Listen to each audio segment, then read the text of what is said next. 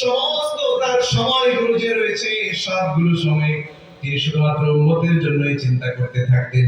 আমার উম্মতগুলো জাহান্নামের পথে চলে যাচ্ছে, আমার উম্মতগুলো জান্নাতে যেতে পারছে না, মুমিন হচ্ছে না, এই টেনশন করতে করতে সিজদারত অবস্থায় কাঁদতে কাঁদতে উম্মতি উম্মতি বলতে বলতে তার চোখের নিচ দিয়ে কালো দাগ পড়ে যেত।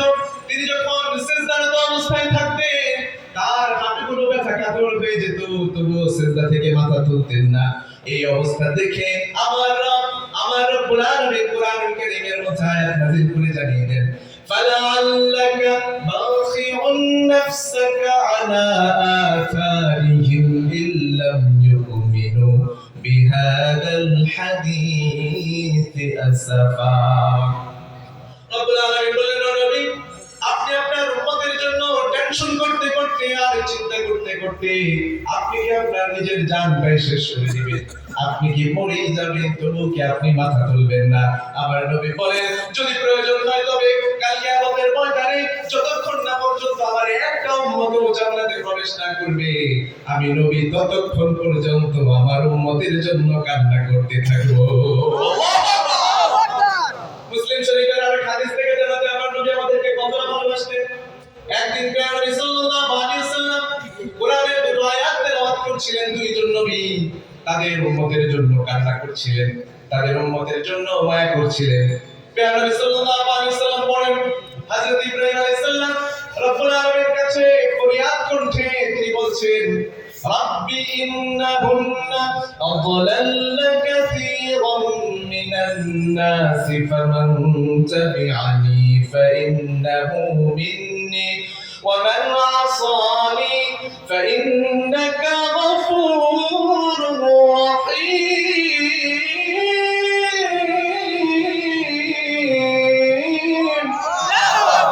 রব্বুল আলামিন ওই আয়াতের মধ্যে বলেন, হযরত ইব্রাহিম আলাইহিস সালাম রবের কাছে কান্না করে যাচ্ছে, ও রব, আমার উম্মতগুলোকে এই মূর্তিগুলো ধ্বংস করে দিচ্ছে। ও রব, যারা আমার সঙ্গে থাকলো, যারা আমার কথা মানলো, তারা তো আমার সঙ্গে জান্নাতে গেল, আর যারা আমার কথা মানলো না, আমার অবাধ্যতা করলো, রব তুমি তো ক্ষমাশীল, তুমি তো রহমানুর রহিম, তুমি তাদেরকে মাফ করে দাও।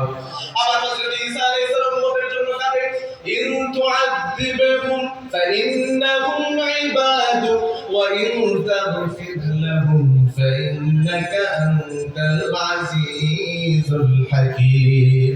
হযরত ঈসা আলাইহিস সালাম বলেন, ও রব, এরা তো তোমারই উম্মত, তুমি যদি চাও তুমি এদেরকে মাফ করে দিতে পারো, আবার তুমি যদি চাও তুমি এদেরকে জাহান্নামের আগুনে পোড়াতে পারো।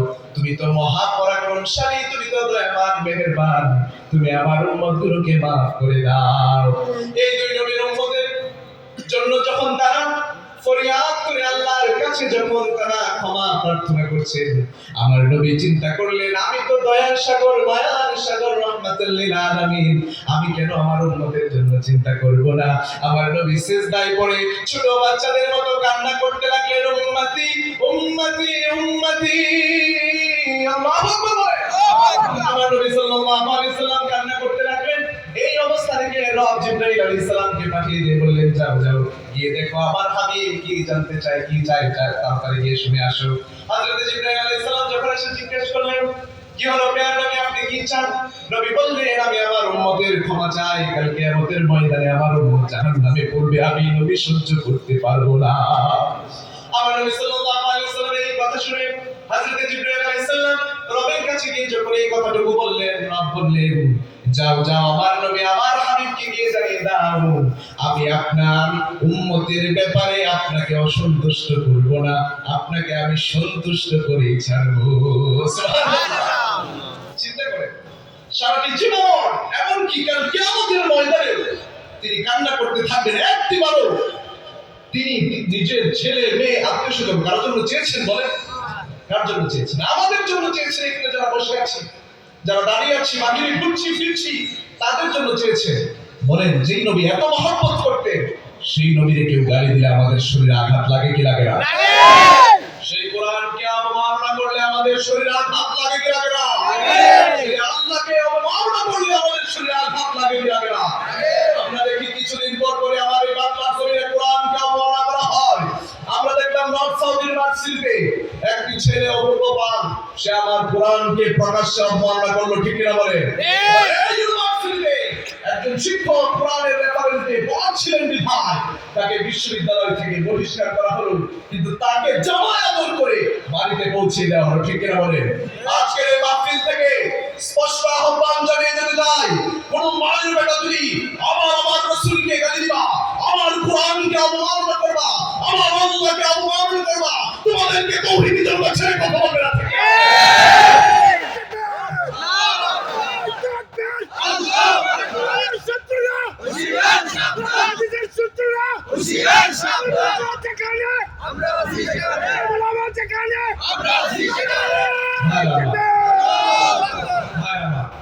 আমরা বলছি আমার মাকে গালি দাও, বাপকে গালি দাও, 14 গোষ্ঠীকে গালি দাও, আমি কিছু মনে করবো না, কিন্তু আমার কোরআনকে অবমাননা করবা। আমাদের আবেদন হলো এই যে আব্দুল্লাহপুরের চৌরাস্তার মোড়ে কোরআন অবমাননাকারীকে প্রকাশ্যে ফাঁসির কাস্টে ঝুলাতে হবে। কে কে রাজি আছেন?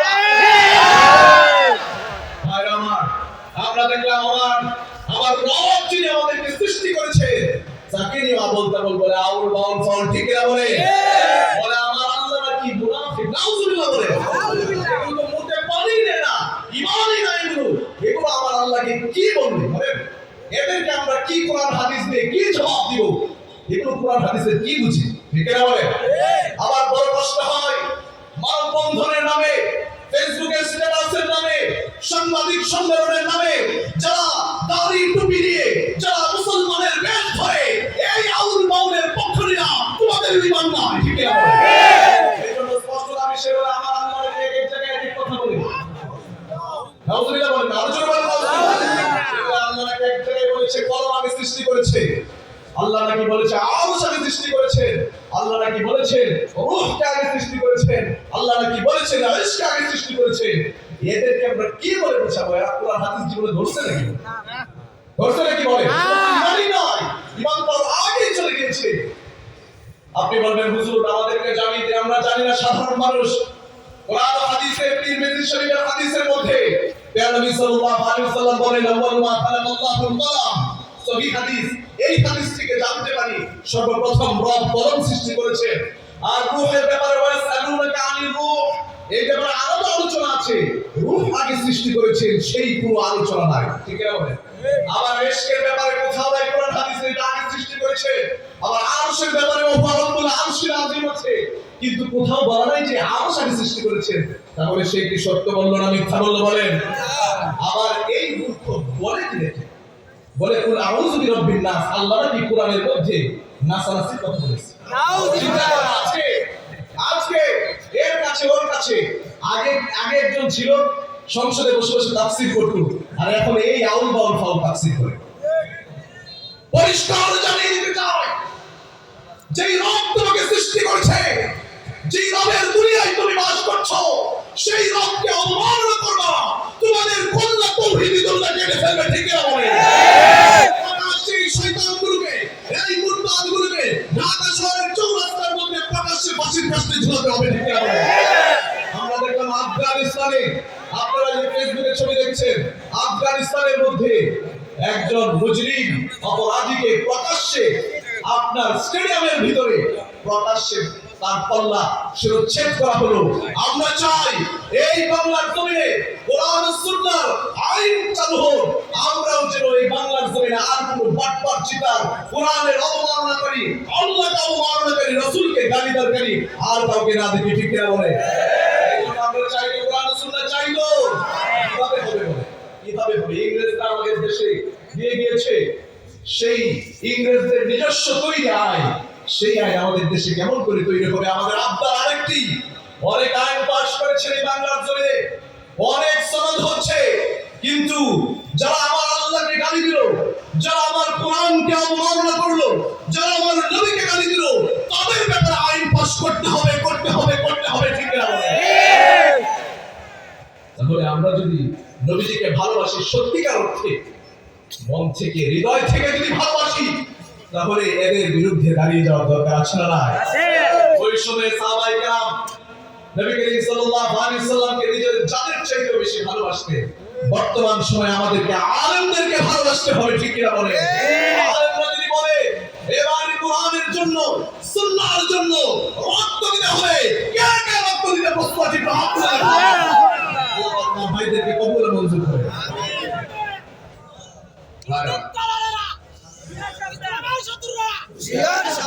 এদিকে বাম পাশে অনেক জায়গা রয়েছে, আমাদের ভাইরা একটু কষ্ট করে এগিয়ে চলে আসলে ভালো, দেখতে ভালো লাগে মজলুটা।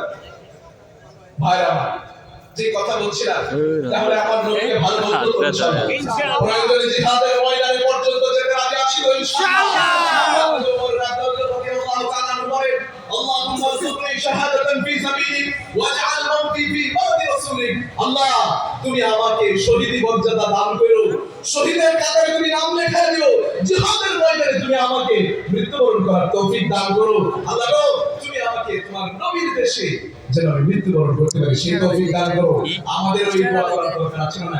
এখন আপনি বলবেন হুজুর বাংলাদেশে জিহাদের পরিস্থিতি নাই, আমি বলবো আপনি জিহাদের নিয়ম রাখেন, জিহাদের আকাঙ্ক্ষা যদি আপনার মনের ভেতরে থাকে আর আপনি যদি বিছানার মধ্যে পড়েও বলেন ইনশাআল্লাহ কাল কিয়ামতের ময়দানে রব্বুল আলামিন আপনাকে শহীদের কাতারে দিয়ে দিবেন। সুবহানাল্লাহ। এই জন্য ভাই আমার বলছিলাম নবীজিকে ভালোবাসতে হবে। নবীজিকে ভালো কেন বাসবো? মুসলিম শরীফের আরেকটা হাদিস থেকে আমরা জানতে পারি প্রিয় নবী সাল্লাল্লাহু আলাইহি ওয়াসাল্লাম বলেন তোমাদের মধ্যে আর আমার মধ্যে ওই ব্যক্তির মতো সম্পর্ক যেই ব্যক্তি একটি গর্ত খুঁড়লো আর সেই গর্তের মধ্যে কিছু আগুন জ্বালিয়ে রাখলো আর কিছু ফড়িংয়ের পঙ্গপাল হলো সেই আগুনের মধ্যে পড়ছে আর সেই ব্যক্তিটি ফড়িংয়ের পঙ্গপালগুলোকে বাধা দিচ্ছে, কেননা যদি তারা এই আগুনের মধ্যে পড়ে যায় তাহলে তারা মরেই যাবে, তাদের শরীর ঝলসে যাবে। নবীজি বলেন আমার মধ্যে তোমাদের মধ্যে সম্পর্ক হচ্ছে ওই ব্যক্তির মতোই, আমিও তোমাদেরকে তোমাদের কোমরে ধরে ধরে জাহান্নামের আগুন থেকে বাঁচানোর চেষ্টা করি। আল্লাহু আকবার। আমার নবী বলেন কোমর ধরে মানে কি? কোন মানুষকে পিছন দিক থেকে গিয়ে যখন আপনি কোমরে ধরবেন বোঝা যাবে সে নড়তে পারবে না, দেখবেন ঠিক না? তাহলে কোমর ধরে বাঁচানোর মানে হচ্ছে তিনি আমাদেরকে বড় শক্তিশালী ভাবে শক্ত ভাবে জাহান্নামের আগুন থেকে বাঁচাতে চেষ্টা করে।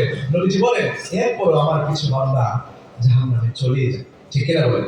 এই জন্য ভাইরা নবীজিকে যদি ভালোবাসি তাহলে কোরআন ও সুন্নাহকে আঁকড়ে ধরতে হবে, আরো কিছু কাজ করতে হবে, উলামায়ে কেরামের সঙ্গে ভালো সম্পর্ক রাখতে হবে। যেখানে ভালো মানুষ থাকে সেখানে গেলে মানুষ ভালো হয়, যেখানে বন্ধ মানুষ থাকে সেখানে আপনি যত ভালোই থাকেন আপনি বন্ধ হয়ে যাবেন, ঠিক না বলেন? তাহলে ভাইরা আমার একটা আবদার, সময় খুব কম, আমি শেষ আপনাদের কাছে একটা আবদার করে যাই। নবীজিকে আমরা ভালোবাসি কিন্তু সেটির বাস্তবতার ছিটেফোঁটাও নেই। আমাকে বলুন তো আজকে মদিনায় যেতে নবীজির সেই শহরে যেতে কত টাকা লাগে? খুব বেশি টাকা লাগে।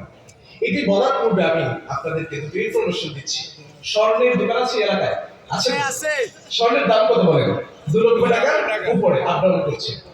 স্বর্ণের দোকানে কি মানুষের ভিড় কমেছে বলেন? না, কমেনি। আমি আরেকটি প্রশ্ন করি যুবক ভাইদের কাছে, এই পৃথিবীতে কিছুদিন পূর্বে সবচেয়ে দামি একটি ফোন লঞ্চ হলো, নাম কি বলেন? IPhone 17 pro max. দাম কত? 2 লক্ষ টাকার উপরে। তো আস্তে আস্তে কমবে। ভাইরা যেই ছেলেটি যেই মেয়েটি তার রাত হয় ভোর 5টায় আর তার সকাল হয় দুপুর 2-3টে, সেই ছেলেটি সেই মেয়েটিও যদি লঞ্চ হবে পুরো পৃথিবীতে, যেই দোকানে লঞ্চ হবে সেই দোকানের সামনে বসে আছে কখন সে আইফোন 17 প্রো ম্যাক্স কিনবে আর স্ট্যাটাস দিবে সেলফি তুলে I am the first person in Bangladesh to buy iPhone 17 pro max, ঠিক না বলেন? আমি বাংলাদেশের প্রথম ব্যক্তি যে আইফোন 17 প্রো ম্যাক্স কিনেছি। স্ট্যাটাস মানুষকে দেখাবে, প্রেস্টিজ, টাকা আছে, আমি আইফোন 17 প্রো ম্যাক্স কিনবো। আমি না করছি না, আমি যেটি বুঝাতে চাচ্ছি সেটি হচ্ছে এখন নবীর দেশে যেতে 1.5 লক্ষ টাকাও লাগে না, এর চেয়ে তো কম লাগে, ঠিক না বলেন? তাহলে নবীর দেশে যাবো তো ইনশাআল্লাহ। ঠিক আছে, একটু হাত তুলে দেখায়, সামর্থ্য বলে ইনশাআল্লাহ যাবো তো। আল্লাহ এই বছর না হোক আগামী বছর হলে আল্লাহ যেন তৌফিক দান করুন। আমি এই জন্য আমরা একটু চোখটা বন্ধ করে রবের কাছে একটু ফরিয়াদ করতে পারি না? বলেন সবাই আমার সঙ্গে, মনে বড় আশা ছিল যাবো মদিনা। সবাই যাদের আশা আছে সবাই, আমি এটি শেষ করে ইনশাআল্লাহ শেষ করে দেব। সবাই চোখটা বন্ধ করে, হয়তো আল্লাহ এই বছরই এই মাসেই হয়তো কবুল করে নেবেন, ঠিক না? মনে বড়